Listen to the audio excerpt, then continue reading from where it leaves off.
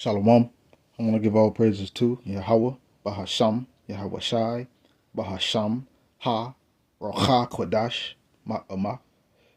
Double honors to the elder apostles of GMS and their elders. Double honors to my elder, Aharawan Ban Yasharala of the Lions Den Camp, located here in Jacksonville, Florida. Salutations to the sincere Akim, pushing his truth and sincerity around the four corners of this earth. I'm in the car, Harab Ban Yasharala, coming out of the Lions Den Camp of Yasharala, located here in Jacksonville, Florida.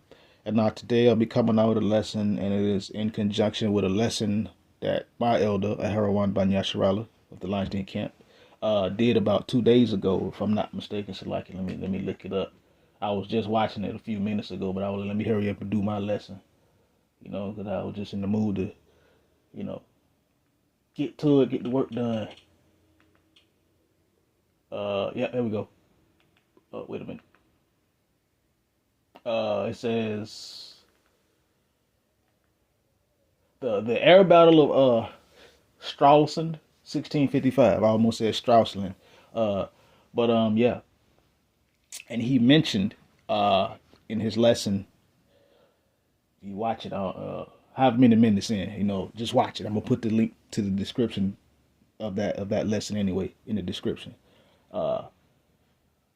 But he mentioned second Esdras, and that was a vision that Esdras had about Yahweh Shai coming with the heavenly host and bringing judgment. So that's kind of the emphasis of this lesson, but I'm gonna get some other precepts as well. So, but without further ado, let's start out with Luke chapter 21, and I'm gonna start at verse 25. It says, "And there shall be signs in the sun and in the moon and in the stars, and upon the earth distress of nations with perplexity, the sea and the waves roaring." We're gonna start to see what signs in the moon and in the sun and in the stars, and we have seen many signs in the sun, moon, and stars, as the Lord prophesied that it would happen when we started to get in the end. And now we're in the end of the end. We're starting to see again happenings and or signs in the sun, moon, and stars. We are seeing distress upon the earth in the forms of pestilences, famines, earthquakes, nations rising against nation. But you got to think, World War III is soon finna be. And it's going to be utter chaos. So, as a matter of fact, it's chaos right now. It's just that chaos is the Lord is going to ramp it up or amplify it before the Lord shows up. Yahweh is going to allow things to amplify before the Lord shows up. So, Carl, let's go to Luke real quick. Chapter 12, verse 49. It says, "I am come to send fire on the earth, and what will I, if it be already kindled?" So the Lord coming to bring smoke. He coming to bring that heat. But by the time he gets here, the Lord gonna be done turned up this chaos to 10 trillion. It's gonna be so much going on in the earth when the Lord come through and show up. All hell gonna be done already broke loose. So it says here again, Luke 12 and 49. "I am come to send fire on the earth, and what will I if it already be kindled?" So the Lord ain't finna come and start up nothing. Everything gonna be done went to sugar, honey, iced tea by the time the Lord get here. But it's still gonna be more than plenty enough for the Lord to come break this devil and his army and his constituents like dishes. Smash them like cookies.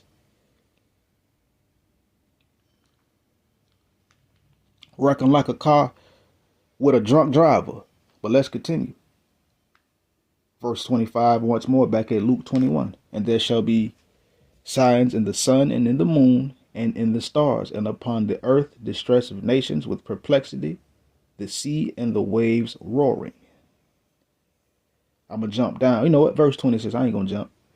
It says, Verse 26, men's hearts failing them for fear and for looking after those things which are coming on the earth. And those, again, those are signs. All hell breaking loose. People are going to literally be dying. Men are going to be having heart attacks and checking out because of things are just going to be so horrific and they never seen it before. Their heart just going to give out on them. For looking upon the things that are coming on the earth, for the powers of heaven shall be shaken. That's talking about the ultimate judgment right there. But also, you can look at it as these devils, their power structure. Yeah, and these other nations in their power structure, i.e. governments.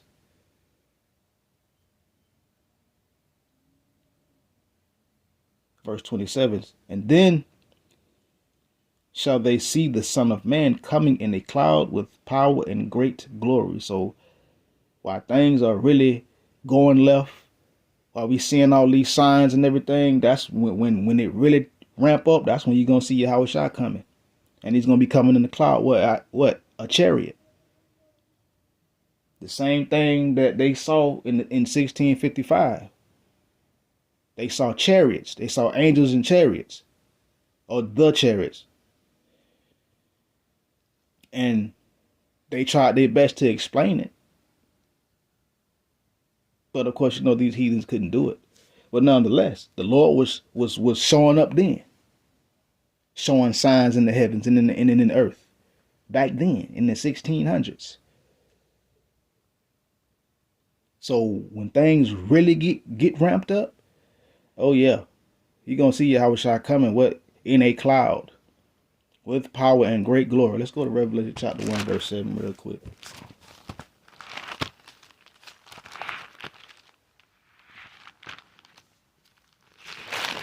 Since it's wrote down, Revelation chapter 1, verse 7.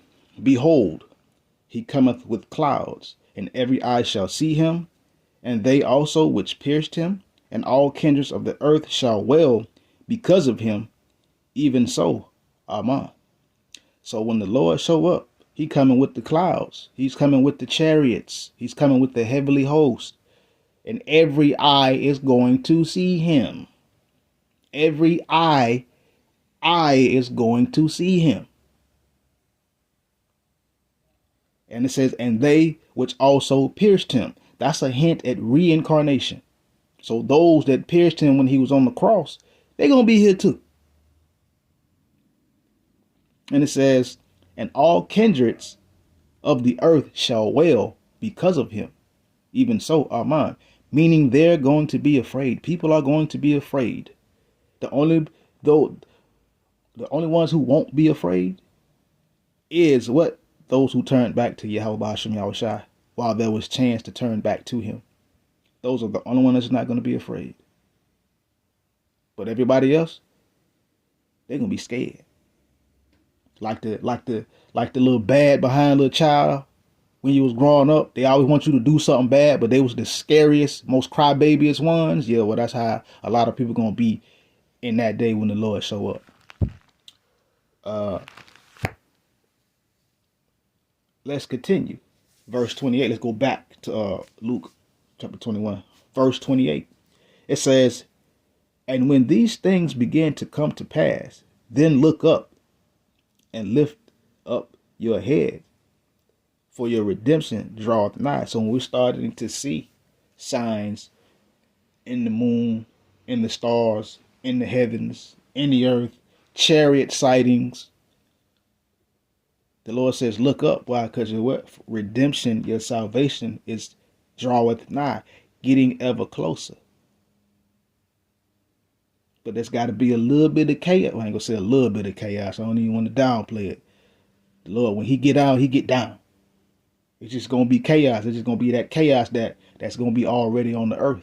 But the Lord is gonna pull his elect, his hopeful elect, his remnant of his people through that, and not let none of the danger touch them.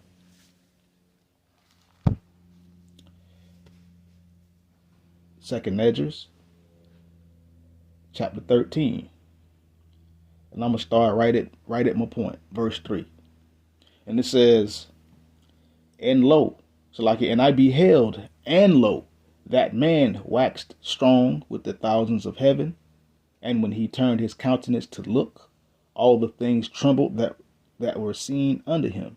And again, that man who Edris saw in his dream was Yahushua.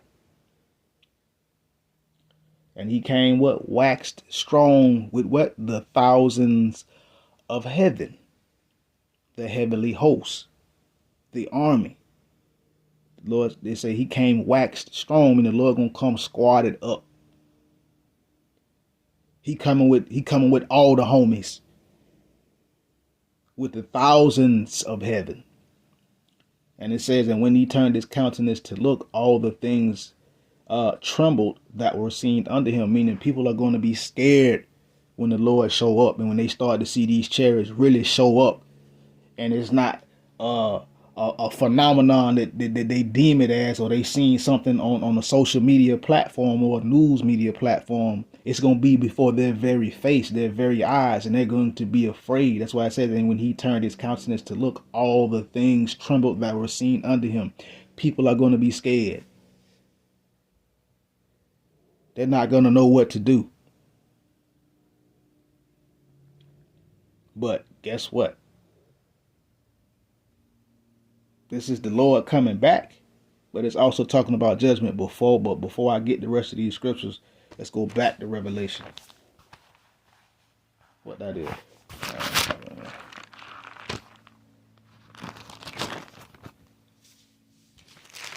It says Revelation chapter 12.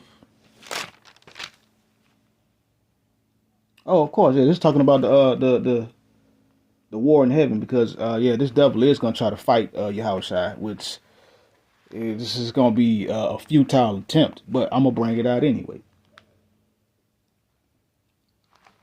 It says, this is Revelation chapter 12, verse 7. It says, and there was a war in heaven. Michael and his angels fought against the dragon, and the dragon fought and his angels, and prevailed not. Neither was their place found any more in heaven. Now, this is talking about this devil trying to fight against the Lord. Yahushua, Michael and his host. This is talking about this devil trying to fight the Lord when he show up. And it says, and the dragon fought against, Michael and his angels fought against the dragon, and the dragon fought and his angels, meaning this devil and his other his weapons of war of flight, his F-53, whatever, F-15s, whatever you want to call them, his jets, his strike fighters, all that crap there. And it says, but as it's verse 8, it says what? It prevailed not. This devil didn't prevail. He didn't win. And neither was his place found any more in heaven, meaning the devil got wiped off the earth. The Lord wiped the flow with this devil. That's what it means. Like Esau finna run up and get mollywopped. Good fashion. Broke like dishes. You tore up like toilet tissue in water. But again, verse 3 of 2nd Esdras chapter 13. It says, and I beheld, and lo, that man waxed strong with the thousands of heaven. And when he turned his countenance to look, all the things trembled that were seen under him. That's when the Lord show up. It says, and whensoever the voice went out of his mouth, all they burnt that heard his voice, like as the earth faileth when it filleth the fire. So when the Lord show up and start getting down, these chariots, or the angels in chariots, in their chariots, they're going to be what they call right aiming thunderbolts. Those are laser beams. If you ever seen War of the Worlds, rather it be if you was born when the first one came out, or the Tom Cruise version, that to give you an idea of what is going to be happening. That'll also give you an idea how to understand this scripture right here. Whensoever the voice went out of his mouth, that voice that went out of his mouth was laser, was concentrated fire or a beam. And all they burnt that heard his voice, meaning everybody that was locked on or got targeted, got vaporized. They got burnt up, It's just like as the earth fails when it filled the fire, like you light a forest on fire or anything from the earth, it starts to burn, it consumes away. That is what's going to happen. And see, this is why people are so afraid, because they don't know uh uh what these orbs, they say they want to say pills, but it's actually pillars in the scriptures.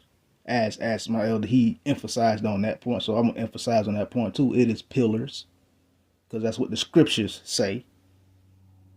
It's pillars. Pillars.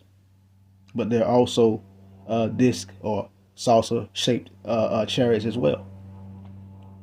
But back to the point.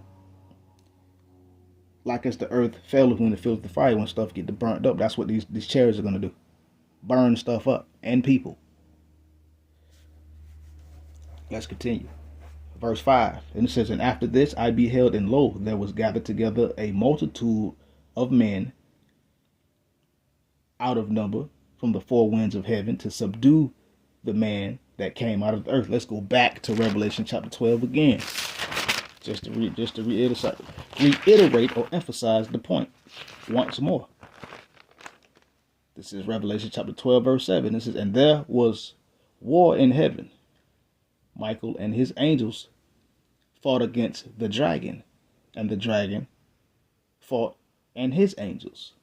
It's talking about Esau with his technology trying to fight Yahushua, Michael, and the heavenly hosts. Which Archangel Michael, Archangel, or Mayaka Allah, you know.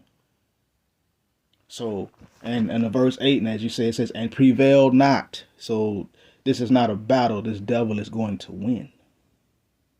But Yahushua is going to be the victor. And it says, and prevail not, and neither was their place found anymore under heaven. Meaning again, the Lord wiped the floor with this devil, and he got wiped off the earth, or wiped out of the way. Ain't gonna be no more flying around making noise with their jets, with their Mach 2 and 3 and 4 and 5 and G-force and all that other crap. But let's continue. That they gonna try to fight Yahushua when he comes. What? The man that came out of heaven to subdue the man, Salakia, the four winds from the heavens. Salakia, let me just read it again. I'm stuttering. There must be some distraction somewhere.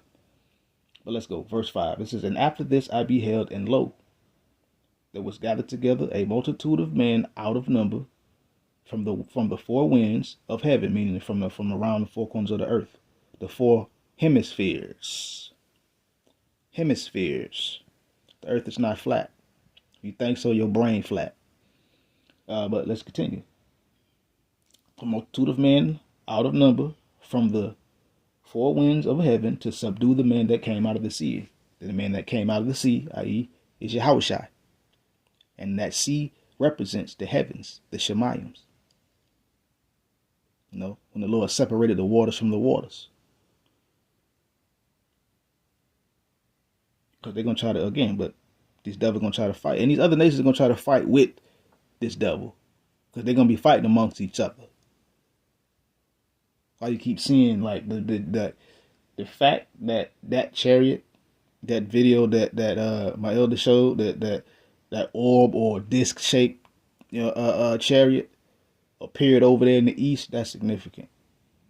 Because the battle of Armageddon, or the mountain of troops, or Armageddon or Armageddon, it's going to be fought over there in the east. Because we in the west over here, geographically, that's the east. But map wise, that's all Asia. But let's continue. Verse 6. It says, but I beheld, and lo, he had graved himself a great mountain and flew up upon it. And of course, do you notice is Edris still having a dream or a vision? And it says here, and I beheld, so Edris saw, and he looked, and he was saying he was trying to find out what it was. But, you know, Edris couldn't figure that out. But it says here, Yahushua flew up. He graved himself a great mountain and flew up upon it. To give you an understanding to what he mean by he flew up upon it. If you ever watched Power Rangers growing up, you know, and you seen when the Green Ranger, when he summoned his Dragon Zord, what happened? He jumped up on top of it, or should I say he flew up on top of it and stood on top of it and did battle that way. That's actually gangster. How the Lord gonna fly up on his chariot. Man, that's power right there, man. That's real power. That is real power. But again, but I beheld, and lo, he had graved upon himself, so like he graved himself a great mountain and flew up upon it. But I would have seen the region or place where out the hill was graven, and I could not. So Edris was like, he was looking for where this giant mountain-sized chariot came from, probably bigger than a mountain. He was looking for where it came from in the earth, and Edris couldn't find it. Why? Because it came out of the Shemaims. It came out of the heavens. It didn't come from the earth. And this is why people are going to be afraid. It's going to strike fear into those who chose not to listen, who chose not to believe, but it's going to strike joy and happiness in the hearts of those who did choose to believe and who turned to the Lord while there was yet time, and left these man-made religions, philosophies, and beliefs and doctrines alone, and turned to the truth of the scriptures. But for those that turned not away from the Babylon Jews, they're going to be afraid. They're the ones that their hearts are going to be failing them for fear. They're the ones that are going to be dying, stroking out, heart attacking out. But even that is a mercy, because the things that are going to come, you do not want to be caught up in it. You want to be protected by Yahweh Shai.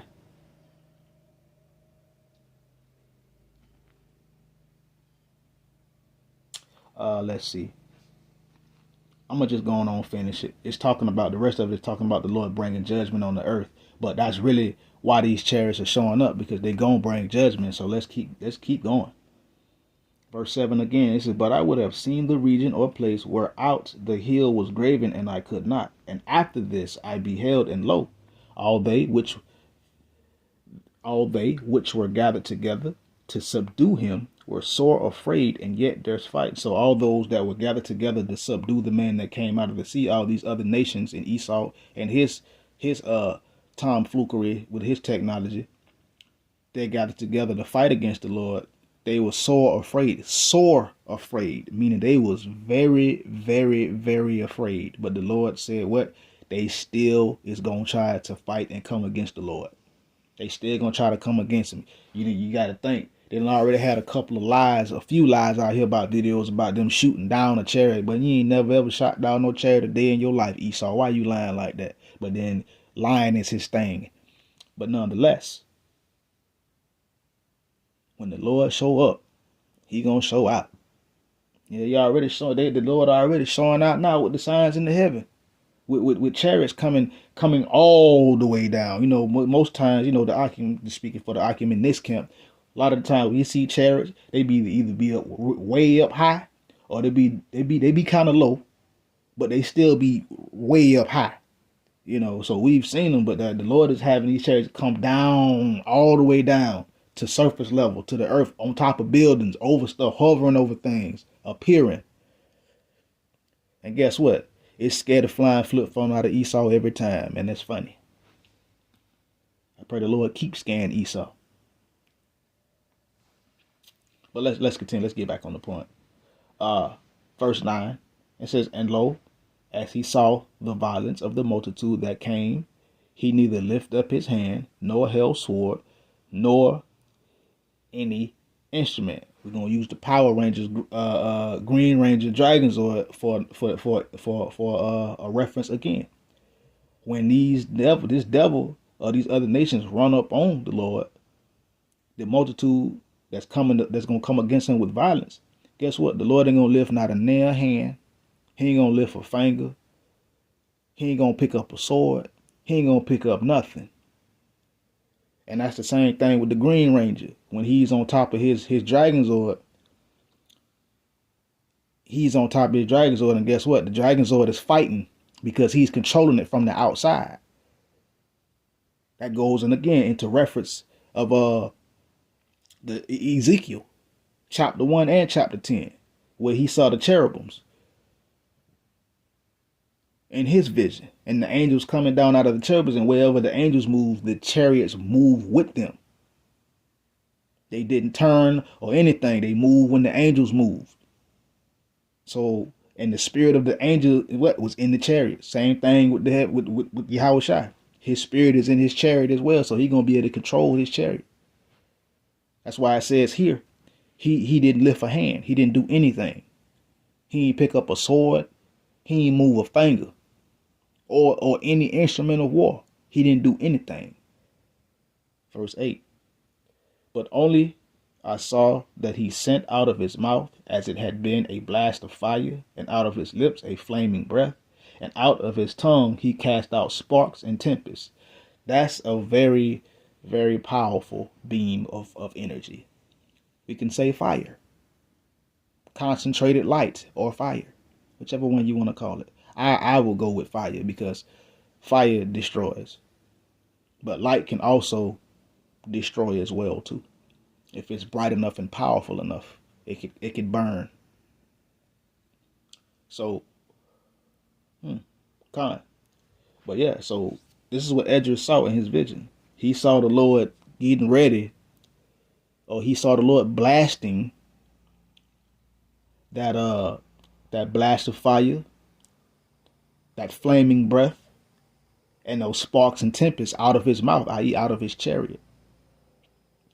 Verse 11 says, and they were mixed together, the blast of fire, the flaming breath, and the great tempest, and fell with violence upon the multitude, which was prepared to fight, and burnt them up every one, so that upon a sudden of an innumerable multitude, nothing was to be perceived but only dust and smell of smoke. When I saw this, I was afraid. And this was a vision. And Edris saw it in the vision, and he was scared. Just imagine the people that's going to physically see it happen. Shit, people are already scared now when they see the chariots. It scare them. Oh, what is that? And they try to put it in the box. Oh, that's a UAP. Yeah, you can't put the Lord in the box. But nonetheless, this is what Edris saw. He saw that beam, that blast of fire, that flaming breath, and that great tempest, and them sparks mixed together, and it fell with violence, meaning it destroyed this devil and his armies and these other nations' armies as well. It destroyed them all, burnt up every last one of them, disintegration. Nothing left. So the chariots of Yahweh Bashem Yahshai are very powerful. It ain't no game. And this is what Edris saw. He saw an innumerable multitude burned away to nothing. He could only dust and only smell of smoke. That was it. So the fact that this devil is finna try and fight Yahweh Shai, fight with Michael and the heavenly host. That's why it says back in Revelation chapter 12, this devil gonna try to fight the Lord and not prevail. So the fact that we are seeing things of this sort, this is how we know the times, or shall I say, this is how we know the signs of the times that we are living in. It's finna get well. It's finna get more real. And Yahweh Shai is quickly on the way. Shalom.